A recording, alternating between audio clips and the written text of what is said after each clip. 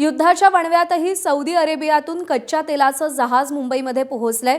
होर्मुझची सामुद्रधुनी सुखरूप पार करून जहाज मुंबईमध्ये दाखल झालंय। इराणच्या हल्ल्यापासून वाचवण्यासाठी सिग्नल सिस्टीम बंद करण्यात आली होती।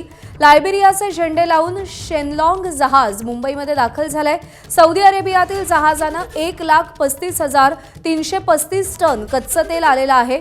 मुंबई डॉकवरून जहाजातलं तेल माहुलच्या रिफायनरींना पाठवलं जाणार आहे। मृत्युंजय सिंग आपले प्रतिनिधी आपल्याला अधिक अपडेट देतील। मृत्युंजय, या युद्धामुळे तेल तुटवड्याचं मोठं संकट डोक्यावर घोंगावतंय। कशा पद्धतीनं रणनीती आखली गेली, हे जहाज मुंबईपर्यंत पोहोचवण्यासाठी कसा प्रवास झाला या जहाजाचा?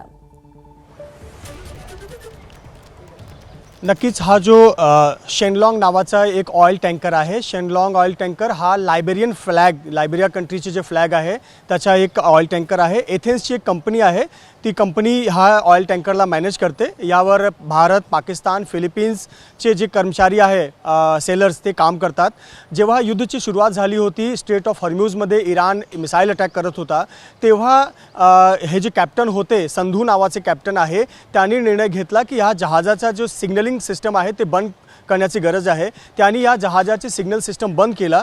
सौदी अरेबियाहून 1,35,000 पेक्षा जास्त क्रूड ऑइल घेऊन सौदी अरेबिया ते मुंबईचा एक प्रवास होता।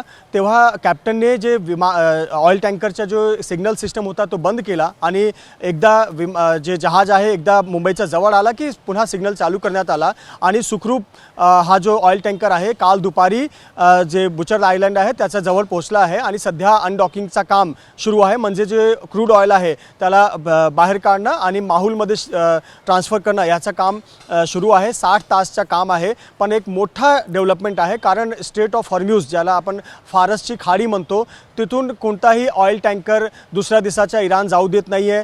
तर काही आपण व्हिज्युअल्स पाहिलं की काही जे ऑइल टँकर आहेत त्याच्यावर हल्ले होत आहेत, मिसाईल अटॅक होत आहेत, काही जे सेलर्स आहेत त्यांचा जीव गेला आहे।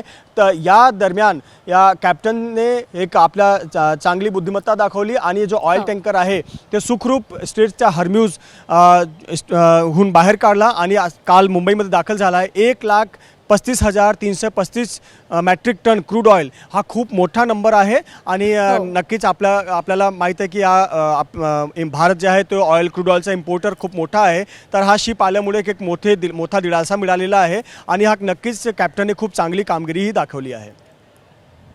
बरोबर आहे, त्यामुळे एक प्रकारे गनिमी कावा या शिपच्या कॅप्टनने वापरला हे तेल भारतापर्यंत पोहोचवण्यासाठी, असं म्हणावं लागेल। मृत्युंजय, धन्यवाद दिलेल्या माहितीसाठी।